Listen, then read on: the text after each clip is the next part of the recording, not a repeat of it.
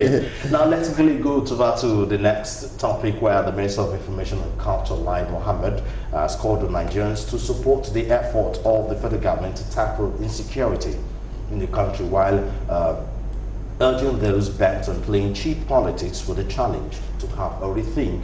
Addressing journalists in Abuja Tuesday, Alhaji Lai Mohammed treated the opposition, especially the People's Democratic Party, which advised the government to seek external help against the insecurity, saying the current administration has consistently engaged in ways to resolving national issues, including insecurity, the fight against corruption, terrorism, infrastructure, and farmer-herder conflict. The minister noted that kidnapping and banditry are not federal offenses, but that of state government. The reason those criticizing government must call out to the states to ensure a rigorous prosecution of arrested kidnappers and bandits. Now, let's talk about this statement. Let's start from the fact that the kidnapping, the banditry are not federal offenses. Do you agree with him on that? I think going through the criminal code laws of this country, I think is in order.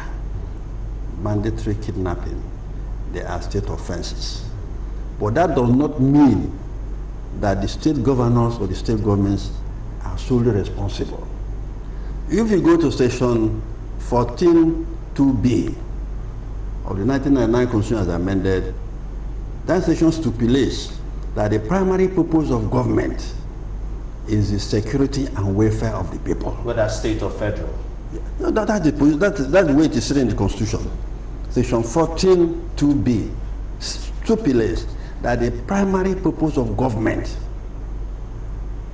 is the security and welfare of the people. That's the purpose. I'm not adding, I'm not removing. Now the question will arise, security-wise, who should bear the brunt? And my answer to this question is the federal government should bear the brunt, because the federal government is in charge of the army, the navy, the air force, the police, the Nigerian civil and civil defense corps, and all. The governors are helpless, and they keep telling us that the governors of the states are the chief security officers of those states. There is nowhere in the security in those states. There is nowhere in the Constitution where that statement was made that the state governor or a governor of a state is a chief security officer. It is just like saying that a general without troops. You can't be a general without soldiers behind you. So the responsibility for the insecurity we are having in this country still remains on the table of the federal government. In other words, that would have been true if there is a state police where this. Thank you very much. That is why, as a matter of fact, in the national town hall meeting conducted by the Minister of Information and Culture, Lai Mohammed, in Kaduna, one of the top recommendations they made was that there should be state police. Yes, it's top on the agenda. Because because with the current situation, all the security apparatus of the state, he cannot instruct the commissioner of police, he cannot give direction to the commandant of the Nigerian Civil Defense Corps in the state. So the man is helpless, and you say he's chief security officer. So this should be an opportunity for the federal government to work on having state police.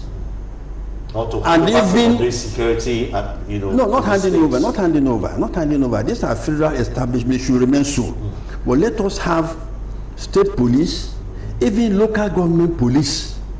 In the 1960 Independence Constitution, there was a provision there that any region of the country at that time who are interested could establish local government police. In the northern region of that time, we had the Dandukas. In the western region of that time, we had the local government police. They were called Locopos. The same thing was applicable to the 1963 Republican Constitution. We still have that same provision, that the regions could have local government police.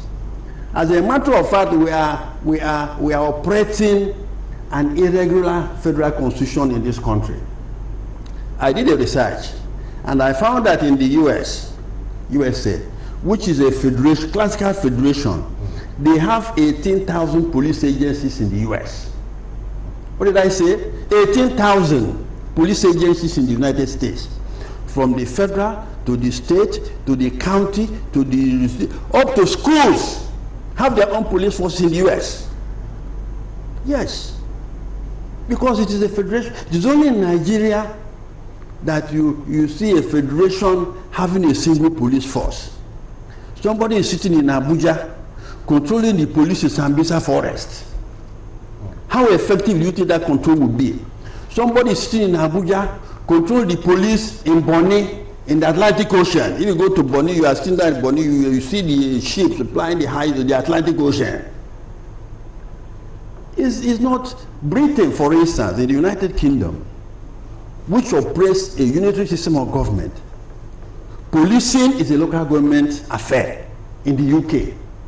And right as I speak to you now, there are more than 40 police agencies in the United Kingdom that operates a unitary system of government.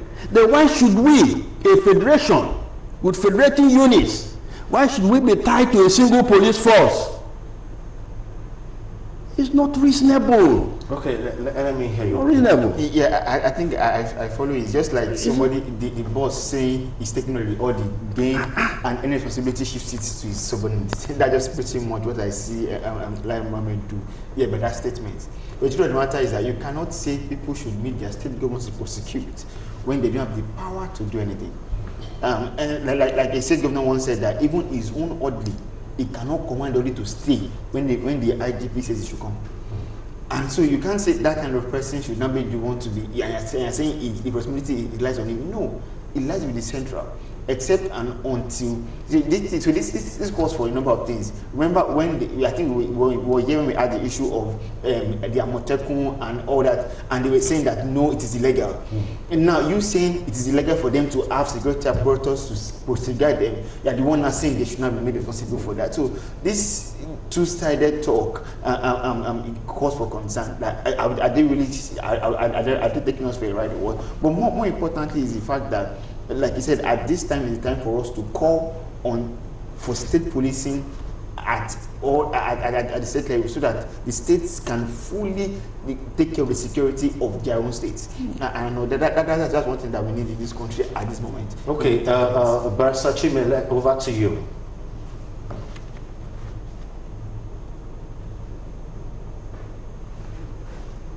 The Honorable Minister Lai Mohammed, that banditry is a state offense, and therefore he attempted to exonerate the federal government from the crisis of going on across Nigeria.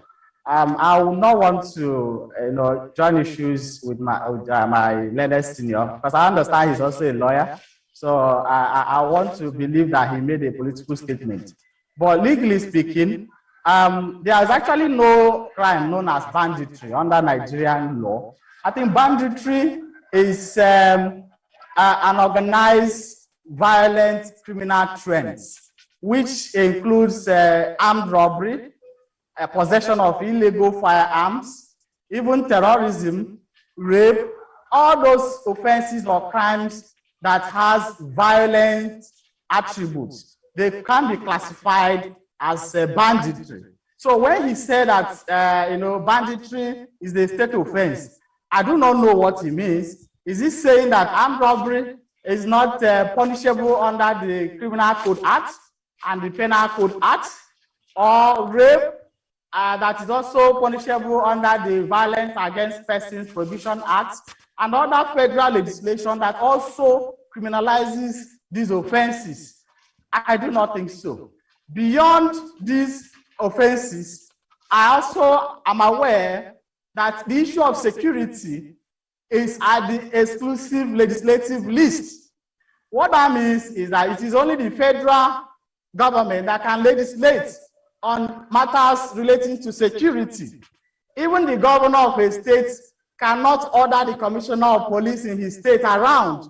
He could not direct how security issues will be managed in his state. But in quotes, governors are meant to be the chief securities of their respective states. So what am I trying to say in effect? Is that security, we should not begin to politicize security issue in this country. As far as I'm concerned, and as far as my learned friend has rightly pointed out, that security is the greatest problem facing Nigeria today. And any government that has failed under Section 14 of the Constitution to provide security and protect the citizens and their welfare has failed. So there is no gainsaying about that. We should stop this passing of blames. Mr. Lai Mohammed, with due respect, is trying to apportion blames that the federal government should not take the entire blame. Well, I agree with him to that extent, but the truth remains that security issues lie squarely and the buck stops at the table of the president. That is why even the appointment of security chiefs and all the security apparatus in this country is being managed by the federal government. So how do you want the states to come in? There is no state police. Now, even the state governors that have been crying to the federal government to intervene in the breakdown of law and order in their state, nobody is coming forward for them. What do you want them to do? Do you want citizens to begin to carry arms? You know, we should be able to take blames where we are to be blamed. We should stop this pushing of blames. So issue of security or banditry, as he calls it, is a national issue. There's nothing like pushing it to the state level. Federal government is responsible for the appointment of security chiefs.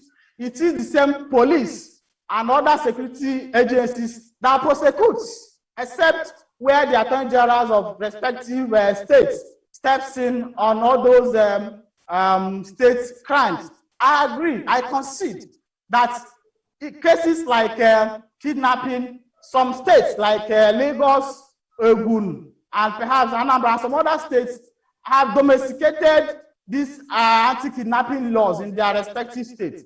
That is for prosecutorial responsibility. It is not for them to begin to order the Inspector General of Police around or the Commissioners of Police around. No, their own is that if the federal government has done their part in arresting these people, you hand it over to the state prosecutors to deal with them appropriately. That is how it should be done, not for us to begin to apportion and pass blames to the state governors. This is not to say that the state governors does not have a responsibility on their own part. That is my position. I'd like to chip in one thing. Quickly. The question of this issue of security. There is something the federal government has not done, which I believe if they had done, would have assisted this insecurity, the present security we are suffering. Let me tell you a story. In 1967, when the Civil War started, all policemen of Eastern Region origin left all parts of the country. And the police force had their strength drastically reduced.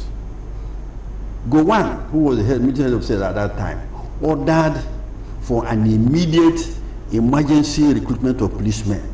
That was carried out. They were given 3 months crash program, training, and posted to various parts of the country.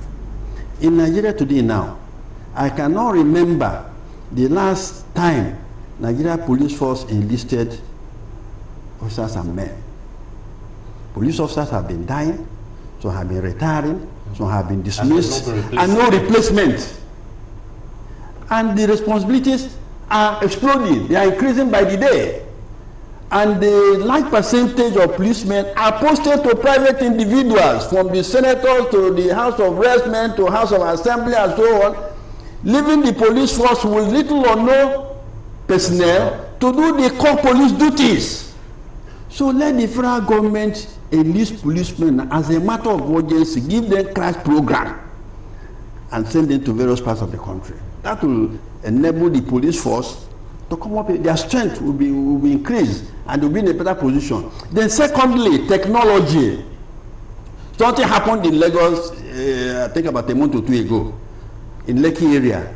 A guy parked his car somewhere, and the thief broke into the car, stole his his laptop. The boy came out with his drone. He was able to locate the thief and recovered his laptop. And if a person, I'm telling you, we saw it. We saw it on Network News. With his drone, he traced the guy to the slum. And that is one individual, not one individual. So the police should be empowered with technology, not just. Secondly, they should buy for the police very good armored personnel carriers, APCs. In the world today, you have APCs that are bomb-proof, fire-proof, and bulletproof.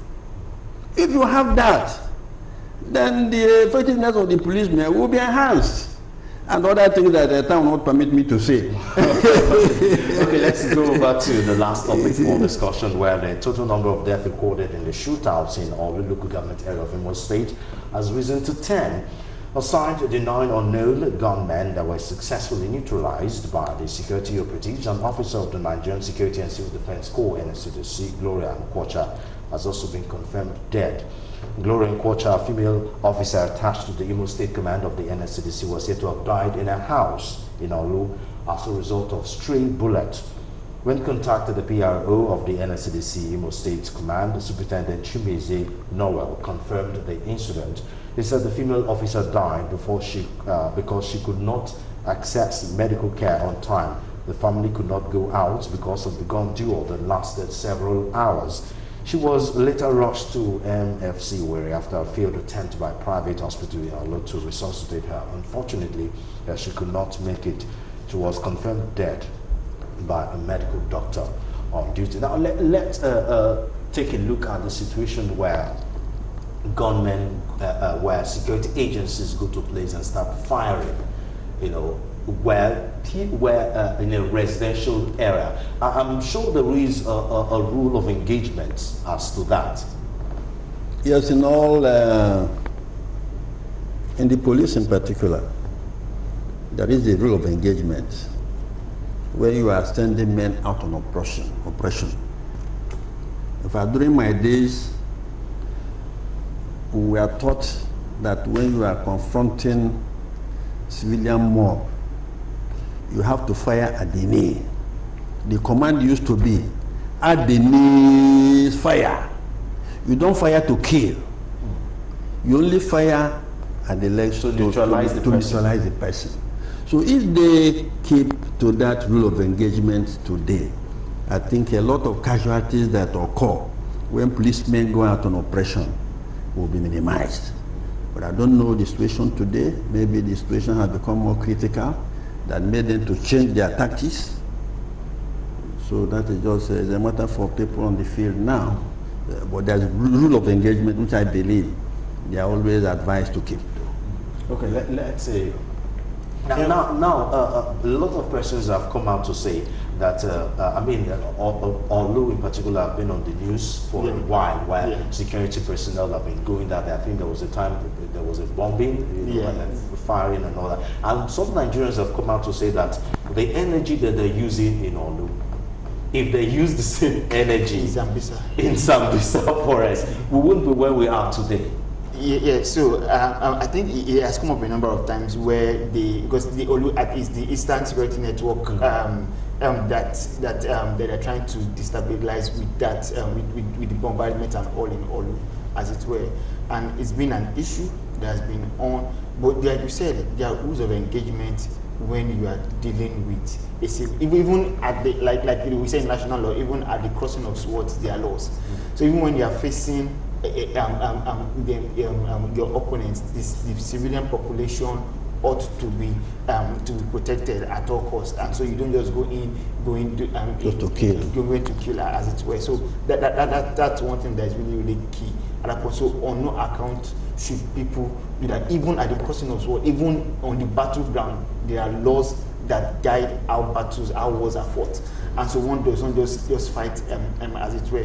And so it's unfortunate that those incidences are occurring. But it goes to show a number of things. One is that how many people have been brought to book even in these things. And so like I said, I'm often weary in Nigeria to say, okay, let's bring this new thing on board, that new thing on board. Even the ones that we have how well are we utilizing them? The current rules we have, how well are we doing it so that, how well are we utilizing them so that we don't have those casualties? And those that have gone after the law, what have we done to them? Or rather, we just figure out the carpet is just one less person, and then we move on as if nothing has happened. And so that's even when I was talking earlier regarding giving police more ammunition, I'm like, even with what they're giving them so far, the end SARS crisis and all that, we see how police intimidate civilians. And so do we want to give them more ammunition to the young people more? And so those are things that we have to look out for. That okay, those who are what would they give them? How will have they used them? Are they even using it for the right reason? Let's go to Barrister Chimias to round up your take on that. Now, but before this happened last night, this particular NSCDC officer that died. Well, before then, you know, the government of that state, you know, there's been an allegation that there's extrajudicial killing. That's when the security agencies came out to say they are not extrajudicial killing, that some of these people die due to stray bullet, and that's collateral damage as well, and that's a very, very terrible thing to say. Let's quickly, as we round up. Yes. First of all, let me commiserate with the family of Mrs. Gloria, and may God rest her soul. I think recently Imo State has become a theater of absurd, and it only goes to show the decay of our security system in this country. Yes, people may have died as a result of attempts to defend themselves. Self-defense is part of the ways guaranteed mechanism under the law. But I think we should, as a people, understand the root cause of this crisis. We should look at the symptoms. These are symptoms of a disease. We are looking at the manifestation of this symptom, which is the killing and the crisis happening all over the country. But the disease is that Nigeria is facing a crisis of public safety. Nigeria is disunited. Nigeria is crying for someone to help her. So we must begin to interrogate the root causes of these security challenges across Nigeria. I think from there we'll begin to be able to make inputs towards having a safer and secure society. Much, Barrister Kingsley Chime, for your contributions today. Thank you so much. Thank you so much for having me today. Okay, he's talking to us on Victoria Island. That's our virtual guest. And to the guys in the studio, thank you so much, sir. Barrister Sebastian Ozuana, thank you so much for your time. Thank you, King Solomon. And of course, your security expertise is much more appreciated. And of course, Barrister Ayobayo. Thank you very much. Thank you so much for your time.